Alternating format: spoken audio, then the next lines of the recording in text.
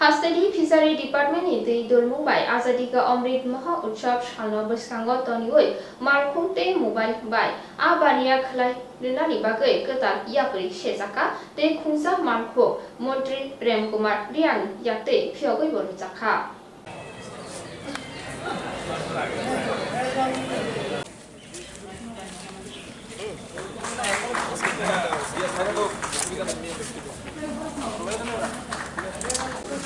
গাড়িটা একটু আইতো গাড়ি আইবা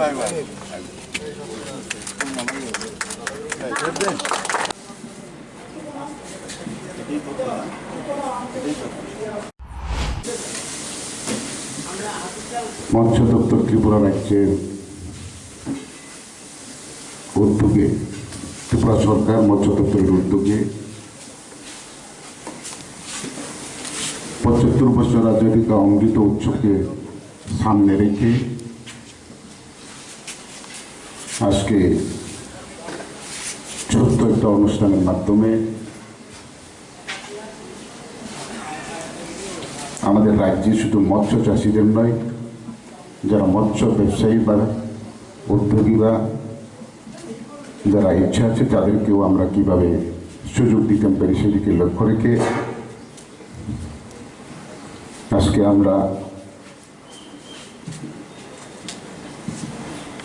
গাড়ি বা মোবাইল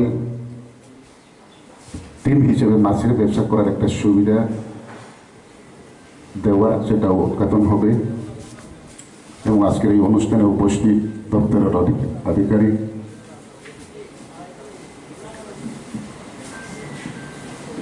শ্রদ্ধেয় দিলীপ কুমার চাকমা মহোদয় কিছু আলোচনা করার তো নেই, তো দপ্তরের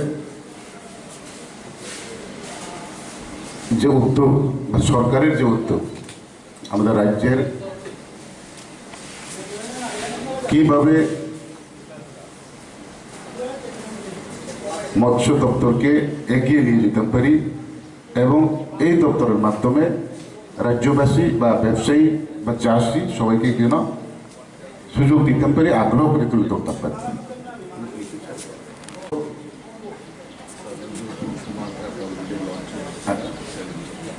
তো আমরা সরকার এটাই চাইছে যে ব্যবসায়ীদের সুযোগ দিতে গিয়ে বিশেষ করে শহর অঞ্চলে, গ্রাম অঞ্চলে সেটা চলবে না। শহর অঞ্চলে আমরা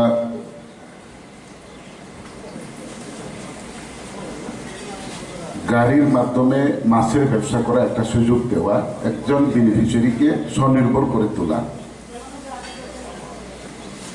তো সেই ব্যবসা করতে গেলে আমাদের গণবসতি বা শহর অঞ্চল লাগবে, সেদিকে দৃষ্টি রেখে সমস্ত রাজ্যে যেমন কুমারঘাট অলরেডি হয়ে গেছে, তো ধর্মনগর, উদয়পুর, আগরতলা এবং যেখানে আমরা করেছি বা দিয়েছি এবং যেখানে এখনো দরকার বলে আমাদের দরা আছে সেখানে আমরা দিতে পারিনি, সেটা সরকার চেষ্টাতে আছে আগামী দিনে কিভাবে সেটা ফিল আপ করতে পারি। তো এটাই আমরা তো শুধু ফিশারি ডিপার্টমেন্ট হয়তো বা মাছের চারা দেবে, ফিশারি খনন করবে, ব্যবসা করবে, সেদিকেই আমরা শুধু জানি, কিন্তু যারা একদম নিডি, সে মাছের ব্যবসা করতে ভালো জানে কিন্তু তার অর্থের অভাবে বা তার কোনো জায়গা ঠিক নির্দিষ্ট না থাকাতে বা শুধু এক জায়গাতে বসে ব্যবসা করা, তার থেকে হয়তো বা একটু লাভবান হবে সেদিকে দৃষ্টি রেখে এই একটা সরকারের একটা দৃষ্টিভঙ্গি এবং সেটা এখন কতটুকু সফল হয়, আমরা যেহেতু শুরু করেছি দেওয়া, সেটা কতটুকু সফল হয় এবং সেটার মাধ্যমে সেই বেনিফিশিয়ারি কতটুকু বেনিফিট লাভ করতে পারে সেটা আমাদের দেখার বিষয়। তাতে যদি সেই বেনিফিশিয়ারি বেনিফিট বা তার অর্থ উপার্জনে যদি সক্ষম হয় বা লাভ হয়, তাহলে হয়তো সরকার আগামী দিনে সেটাকে আরও বেরিয়ে দেওয়া সেটা চেষ্টাও রাখবে। যেমন বড় বড় হোটেলে মানে অনলাইনের মাধ্যমে যেটা অর্ডারগুলো দেওয়া যেতে পারে। কিছুক্ষণ আগে আমরা এখানে আলোচনা করেছি, সেটাও যদি যেমন আগরতলা এটা রাজধানী শহর, এখানে যদি আমি ফর এক্সাম্পল আমি যেখানে থাকি সেখানে যদি আমি অর্ডার দিয়ে এই গাড়িটারে আনি যে হ্যাঁ আমি এত কেজি মাছ নেবে, হয়তো 2 পিস মাছের জন্য উনি যাবে না, হয়তো বা আমার প্রয়োজনে ঘরে একটা অনুষ্ঠান আছে, হ্যাঁ আমি কিন্তু বাজার থেকে মাছ আনতে হবে, তখন আমার 15 কেজি মাছ দরকার। তো আপনি 15 কেজি মাছ আমাকে বাড়িতে এনে দিয়ে দিবেন। তো তার সাথে সেখানে যারা প্রয়োজন তারা 1 কেজি 1.5 কেজি সকালে যারা ফেরিওয়ালা মাছের ফেরিওয়ালা যারা আছে তারা হ্যাঁ কাণ্ডে করে ঘুরে ঘুরে যে বেশি সেরকম অর্ডারের মাধ্যমে তারও সুবিধা হবে। তো সেটা যদি চলে এই আগরতলায়, তাহলে আগরতলা বিরাট একটা এলাকা, তাতে এই একটা গাড়িতে হবে না। যদি সেই আজকের যে উদ্বোধন আজকে যে ওয়েস্টে আমরা দিতেছি সেটা যদি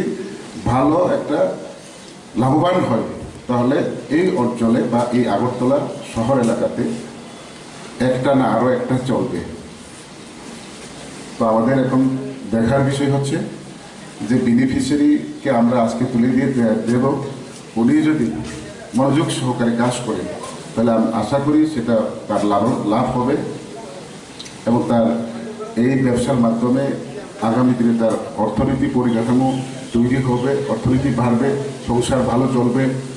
যদি সেরকম সেটা বাস্তব হয় তাহলে আগামী দিনে আরও সরকার কোন জায়গাতে কত কী করা যায় সেটা সার্ভের মাধ্যমেও আমরা উদ্যোগটা নেওয়ার একটা প্রচেষ্টা আছে। তো আমি এটাই বলবো নতুন কীভাবে কী করতে পারি, যারা অভিজ্ঞ আছে অফিসার আছে তাদের সাথে আমরা আলোচনা করি এবং আগামী 17 তারিখে আমি দিল্লিতে যাব। 18 তারিখে সমস্ত ভারতবর্ষের সমস্ত স্টেটের ফিশারি মন্ত্রীদেরকে নিয়ে আমাদের একটা মিটিং আছে। তারপরেও মিটিংয়ের পরেও আমি দেশের যে মৎস্য দপ্তরের যে দায়িত্বে আছেন মিনিস্টার, ওনার সাথে আলোচনা করে আমাদের রাজ্যে আরও বিজ্ঞান প্রযুক্তিতে আরও কতটুকু কী করতে পারি সেই বিষয় নিয়েও আলোচনা করব। দপ্তরের অফিসারও সঙ্গে যাবে। তো এরকম রাজ্য সরকার অনেক চিন্তাধারা আছে এবং করছে এবং আগামী দিনে করবে, এইটুকু বলে আজকে